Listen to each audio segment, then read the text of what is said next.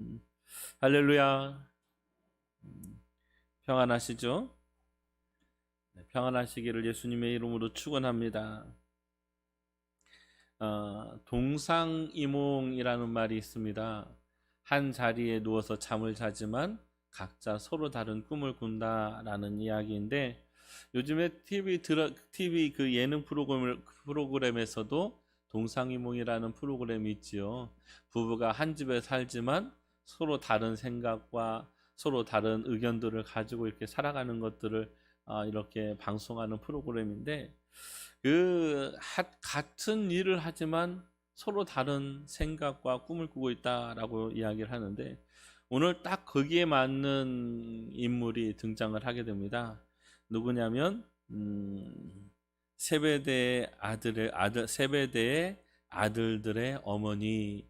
그러니까 이 세베대라는 분의 아내이기도 하고 세베대의 아들들의 어머니라고도 되어져 있습니다. 다른 성경에서는 그냥 세베대의 아들들의 어머니 이렇게 나와 있지 않는데, 오늘 마태복음에서는 그렇게 이야기를 하고 있습니다. 이 여인이 예수님 앞으로 나와서 무릎을 꿇고 이야기를 합니다. 뭐라고 이야기를 하냐면, 주님, 주님의 나라가 임하실 때 나의 이 두 아들이 하나는 오른쪽에 하나는 왼쪽에 앉을 수 있도록 해주십시오라고 이야기를 하는 거예요. 그러니까 이 말씀을 보면 결국 어떤 자리를 원하고 있는가라는 것들이 나타나고 있지요. 그러니까 결국 이 여인은 예수님께서 임하시는 그 나라에 높은 자리를 나의 아들들에게 주십시오라고 이야기를 하는 거예요. 지금 이 여인이 이야기하는 그 요지는 무엇이냐면, 지금 이스라엘이라는 나라는 로마라는 나라의 속국으로 들어가 있어요. 그래서 이스라엘 사람들은 다윗 왕과 같은 아주 위대한 왕, 그분을 메시아라고도 하고 구원자라고도 하는데, 그런 메시아가 나타나서 이스라엘을 구원시키고 회복시킬 것이다 라는 것들을 기대하고 메시아를 기다리는 거예요. 그러니까 다른 말로 이 말씀을 표현을 하면 그런 거예요. 다윗의 왕국과 같이 예수님의 왕국이 건설되었을 때 그 한편에는 큰 아들, 한편에는 작은 아들을 세워주십시오라고 이렇게 어떻게 보면 청탁을 하고 있는 거예요. 청탁. 그러면 이 여인이 누구인가라는 것들을 볼 때 이 여인이 누구냐면 세베대 아내라고 이렇게 표현하는데, 야고보와 요한의 어머니가 바로 이 여인입니다. 세베대 아내. 그리고 마가복음 15장 40절 말씀에 보면 멀리서 바라보는 여자들도 있는데 그 중에 막달라 마리아와 또 작은 야고보와 요새의 어머니 마리아와 또 살로메가 있으니 라고 기록하고 있고요. 16절에 보면은 또 살로메라는 여인이 나오는데, 이 살로메라는 여인이 곧 이 야고보와 요한의 어머니다라고 이야기를 합니다. 그럼 이 살로메와 야곱의 어머니, 아니 야고보와 요한의 어머니 살로메는 누구인가라고 할 때 바로 마리아, 예수님의 어머니 마리아의 자매입니다. 그러니까 요한과 야고보에게는 누가 되냐면, 예수님에게는 누가 되냐면 이 살로메가 이모가 되는 거예요. 저희 한국식으로 따지면 이모가 되어지는데, 그러니까 어떻게 보면 친족의 청탁이죠. 이모의 자식들을 청탁을 하는 거예요. 그래서 그 아들들을 좀 좋은 자리에 앉혀달라라고 이야기를 하고 있는 것이죠. 이 살로메가 요한과 야고보를 청탁하면서 결국은 예수님의 나라에 대해서 이야기를 하고 있지만, 그런데 저희가 읽은 20절 말씀 이전에 17절에서 19절 말씀이 있는데, 이 말씀을 보면 이렇게 예수님께서 이야기하고 계세요. 예수님께서 예루살렘으로 가실 때 12명의 제자만 따로 데리고 가셨습니다. 가시는 도중에 예수님께서 제자들에게 말씀하셨습니다. 보아라, 우리가 예루살렘으로 간다. 인자가 대제사장들과 율법학자들에게 넘겨질 것이고 그들은 인자를 사형죄를 씌울 것이다. 그들은 인자를 이방 사람들에게 넘겨 비웃고 채찍질하고 십자가에 매달아 죽게 할 것이다. 그러나 3일째 되는 날 인자가 다시 살아날 것이다 라고 기록을 하고 있어요. 그러니까 이 살로메가 청탁을 하는 그 바로 전에 예수님께서 내가 예루살렘으로 갈 것인데 예루살렘으로 가면 그곳에서 이방인들에게 넘겨져서 채찍에 맞고 욕을 당하고 죽을 것이다. 그러나 3일 만에 내가 다시 살아날 것이다. 이렇게 이야기를 하고 있는 거예요. 그런데 저희가 본 20절 말씀, 본문 20절 말씀에 보면 바로 첫 문장이 뭐라고 시작하냐면 그때에 라고 시작을 하는 거예요. 그러니까 예수님께서 말씀하시고 바로 그때에 맞추어서 야고보와 요한의 어머니 살로메가 예수님께 나와서 엎드려서 이야기하는 거예요. 예수님의 나라가 임할 때 내 두 아들을 하나는 우편에 하나는 오른편에 앉게 해주십시오 라고 이야기를 하고 있는 거죠. 결국 이 살로메라는 이 여인은 무엇이 앞장서 있는가라는 것들을 저희가 보면 결국 이 세상에서의 성공, 이 세상에서의 어떤 추구하는 욕망 이런 것들이 결국 앞서 있다라고 이야기하는 것이죠. 인생은 이 세상에 살아가면서 성공을 이야기하고 성공을 꿈꿉니다. 그래서 요즘에는 많은 사람들이 성공에 대해서 이야기를 해요. 비트코인이라는 게 있습니다. 우리 권사님들은 잘 모르시나요? 다 아시죠?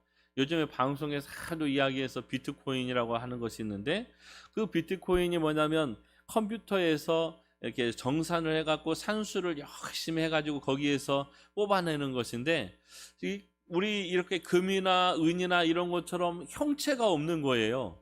그냥 컴퓨터 상에만 있는 것인데 그 1비트코인이라는 것이 있는데 그것이 지금 얼마에 거래가 되고 있냐면 떨어져 갖고 가격이 하락세가 되어져 가지고 저번 주에 마지막에 거래된 것이 6,700만 원.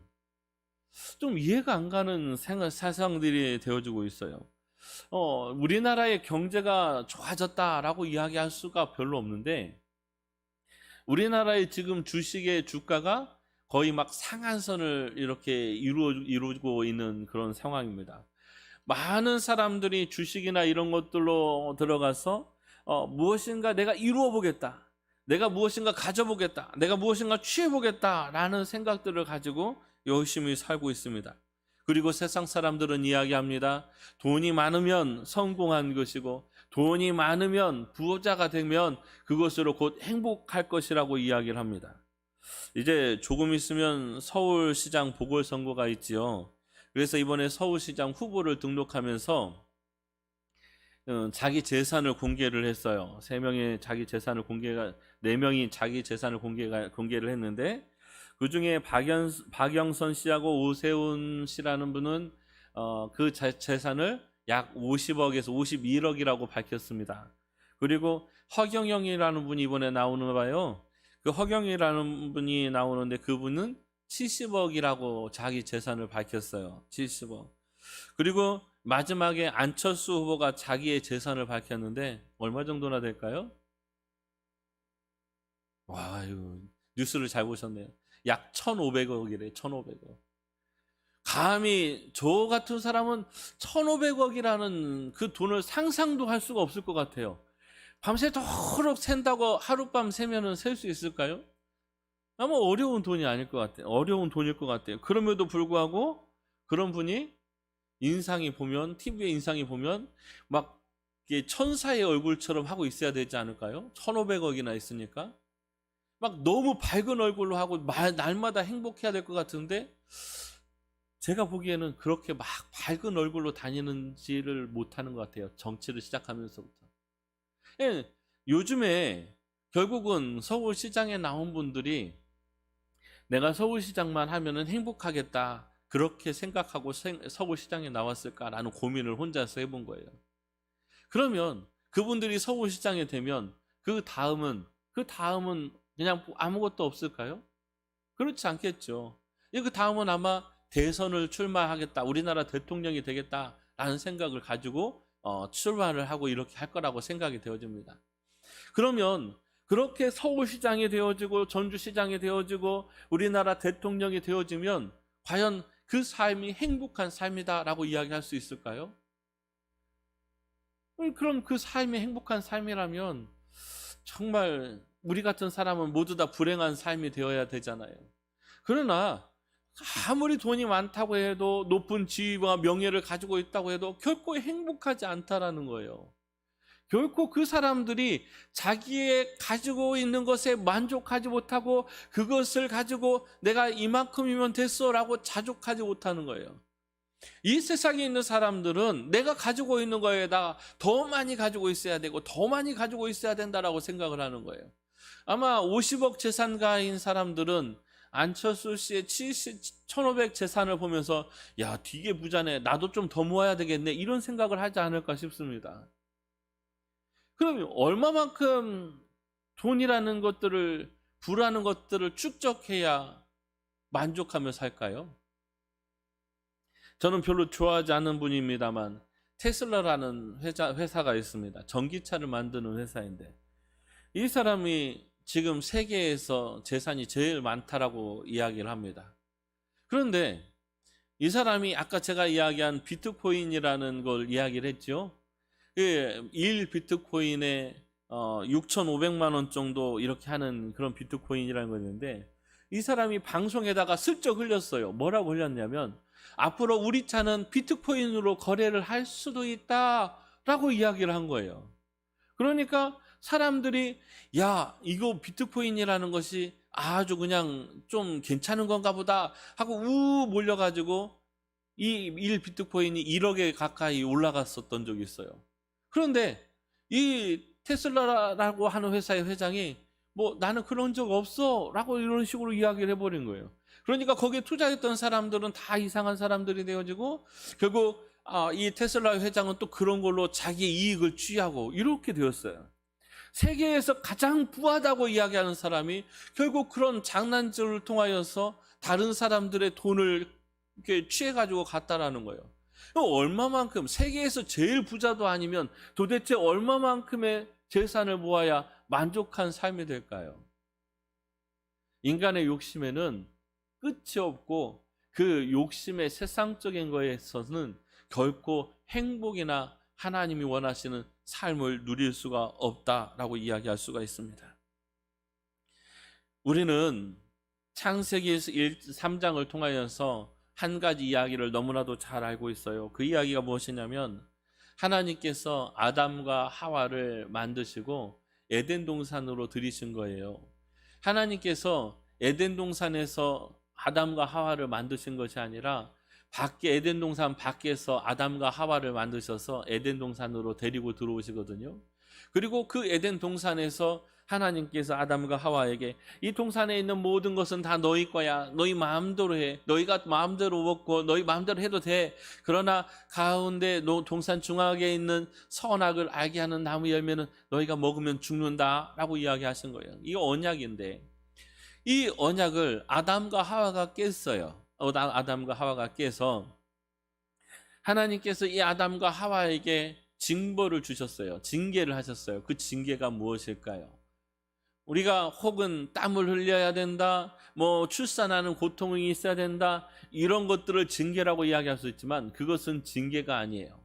정말 처절한 징계, 인간들에게 내려진 아주 처참한 징계가 무엇이냐면 하나님과의 관계가 단절됐다라는 거예요. 하나님께서 에덴 동산에서 이 아담과 하와를 쫓아냈다라는 것이 가장 처절한 징계인 거예요. 하나님과 함께 할 수 없는 삶이 행복하지 못한 삶이고 그 삶이 하나님 앞에서 정말 무릎 꿇고 엎드려 하나님 앞에 간구해야 되는 삶으로 나가는, 하나님과의 연합으로 나가는 길이라는 거예요. 그래서 인간은 누구나 다 하나님과 연합하길 원해요. 하나님과 함께하길 원해요. 그것이 인간의 본성이에요. 인간의 속에 있는, 내재되어져 있는 인간의 그 감성 속에는 하나님과 함께 되어지는 것을 원하는 거예요. 오늘 이 본문을 통하여서 예수님께서 이루고자 하는 일은 바로 그런 일이라는 거예요. 하나님과 단절되어서 에덴 동산에서 쫓겨났던 그 인간들을 하나님께서 예수 그리스도의 십자가 피를 통하여서 하나 되고 연합되게 하시겠다라는 거예요. 그래서 예수님께서 이 땅에 오신 거예요. 그래서 십자가를 지신 거예요. 아무 죄도 없으신 그분께서 십자가에서 온몸이 피가 낭자되어지고 머리에 가시관을 써서 머리에서부터 피가 흐르는 그 모습 가운데에서 하나님께서 주시는 것이 곧 그 피를 통하여서 하나님과 우리와 연합되어지는 관계가 회복되어지는 것을 이야기하고 계시는 거예요. 오늘 결정적인 중요한 순간에 하나님께서 예수님을 통하여서 십자가의 사건을 통해 회복하고자 하는 그 이야기를 하고 있는 그 본문에서 한 여인이 나와서 이 세상의 것을 들이밀면서 그것을 요구하는 거예요. 저희가 혹시 그러고 있지는 않은지 모르겠어요. 예수님을 믿는다고 신앙생활을 한다고 하면서 예수님, 내가 예수님을 믿잖아요. 내가 예수님을 믿으면 내가 좀 부자가 돼야 되지 않겠습니까? 내가 좀 많은 것을 가져야 되지 않겠습니까? 내가 좀 지위가 높아져야 되지 않겠습니까? 우리가 이루고 있는지도 모른다라는 거예요. 참으로 예수님과 우리와의 관계를 통하여서 아버지 하나님과의 관계가 회복되어지고 우리가 하나님을 아버지라고 부를 수 있는 그 은혜를 주신 것이 우리에게 너무나도 큰 선물이고 은혜인데 그것은 자꾸만 뒤로 미뤄지고 우리가 이 세상에서 조금 벌지 못하고 다른 사람하고 비교해서 내가 조금 더 없고 여기저기 아프고 쑤신 것 때문에 우리에게 하나님 앞에 참으로 누려야 될 은혜의 삶을 누리고 있지 못한지 우리가 다시 한번 점검해보고 돌아봐야 된다는 거예요. 올해 시작을 하면서 우리가 시편 1편을 보았어요. 복 있는 사람에 대해서 이야기를 했습니다. 어떤 사람이 복 있는 사람이라고 이야기를 했습니까? 행복한 사람이 복 있는 사람입니다. 그래서 우리가 날마다 행복해야 된다고 이야기를 해요. 행복해야지만 됩니다. 예수 믿는 사람들은 행복해야지만 돼요. 그 행복이 어디서 오는가라고 이야기할 때 예수 그리스도의 십자가에서 오는 것입니다. 우리가 누리는 행복은 예수님의 십자가 핏부림에 의해서 우리가 행복을 누리는 거예요. 그 행복을 통하여서 하나님과 우리가 연합되는 그 연합에 있어서 참으로 행복을 누릴 수 있는 거예요. 아직도 하나님과 하나됨을 통하여서 행복을 느끼지 못한다면 우리는 믿음의 문제가 있는 것이 아닌지 점검해 봐야 됩니다. 열심히 신앙생활하고 열심히 교회 다니고 열심히 헌금하지만 나중에 천국에 내 이름이 없다라면 이것처럼 비참한 일이 없을 거예요. 참으로 우리에게 첫 번째 되는 일은 예수 안에서 천국을 나의 것으로 삼는 삶임을 기억하시기를 예수님의 이름으로 축원합니다. 예수님의 참된 의미를 저희들이 깨달아 알아야 됩니다. 왜 예수님이 오셨는가? 왜 우리가 예수를 믿어야 되는가라는 것들에 대해서 우리가 늘 고민하고 내가 예수님을 참으로 믿고 있는가라는 것들에 대해서 늘 고민하고 또 고민해야 될 줄로 믿습니다. 요한복음 14장 27절 말씀에 이렇게 기록하고 있어요. 평안을 너희에게 끼치노니 곧 나의 평안을 너희에게 주노라. 내가 너희에게 주는 것은 세상이 주는 것과 같지 아니하니라. 너희는 마음에 근심하지도 말고 두려워하지도 말라라고 이야기합니다.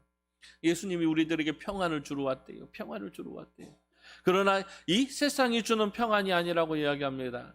이 세상이 주는 즐거움이 아니라고 이야기합니다. 이 세상이 주는 평안과 즐거움과는 비교할 수도 없는 하나님이 주시는 놀라운 것들이 있다라는 거예요. 우리가 그것들을 쫓아 살아갈 수 있어야 될 줄로 믿습니다. 참으로 우리가 마지막 신앙생활을 할 때 예수 안에서 참된 평안을 누려야지만 되는데 우리는 예수 안에서 누리는 평안을 찾아갈 수 있어야 될 줄로 믿습니다. 요한복음 16장 33절에 이것을 너희에게 이르는 것은 너희로 내 안에서 평안을 누리게 하려 함이라. 세상에서는 너희가 환난을 당하나 담대하라. 내가 세상을 이기었노라 라고 기록하고 있어요. 이 세상에서 살아가는 건 그렇게 긴 세월이 아니에요. 제가 어제도 운전을 하고 가면서 문득 그런 생각이 들더라고요. 이 길을 몇 명이나 다녔을까? 내가 밟고 걸어가는 이 땅을 도대체 몇 명이나 밟았었을까? 우리가 걸어가고 있는, 우리가 앉아 있는 이 자리에 결코 우리만 앉아 있었을까라는 거예요. 우리보다 이 자리에 먼저 앉아 있었던 우리의 선진들, 우리의 선배들, 먼저 가신 분들, 얼마나 무수한 분들이 이 자리에 앉아 있다가 갔을까요? 과연 그분들이, 이 땅 가운데 살다가 간 그분들이 과연 무엇을 추구하면서 살다가 갔을까라는 것들을 저희들이 고민을 해봐야 됩니다. 그분들도 이 땅에 살다가 잠깐 살다가 가신 분들이에요. 우리들도 이 땅에서 영원히 살 수가 없어요. 누구나 다 잠깐 살다가 가야 되는 거예요. 빈손으로 왔다 빈손으로 가는 것이 인생이고, 이 땅 가운데서 영원히 살고자 노력하고 발버둥 칠지라도 영원히 살 수 없는 것이 인생입니다. 우리는 조만간 다 이 세상을 우리의 후손들에게, 우리의 후학들에게 또 물려주고 우리는 떠나가야 돼요. 그때 우리에게 참된 평안이 있어지기를 예수님의 이름으로 축원합니다. 예수님 붙들고 살아야 돼요. 예수님 붙들고 살아야 돼요. 다른 것에 눈 돌리지 마시기 바랍니다. 우리가 이 세상에서 조금 고난을 당한다 할지라도, 우리가 이 세상에서 조금 힘들다 할지라도, 이 세상에서의 삶이 끝이 아니라면 우리는 예수님 붙들고 살아가는 것이 확실하게 하나님 앞에서 살아가는 것임을 기억하시기 바랍니다. 참으로 우리는 이미 승리한 자들입니다. 이 땅에서 살아가는 것에 우리가 부하여서 승리한 것이 아니라 예수 그리스도께서 우리와 하나님과의 관계를 연합하게 하시고 우리가 천국 백성 삼아주신 그것이 이미 우리에게 주신 승리의 길이라는 것을 기억하시고, 우리가 살아가는 하루하루의 삶이 예수 그리스도 안에서 참으로 복되고 행복한 삶을 누리는 은혜가 있어지기를 예수님의 이름으로 축원합니다.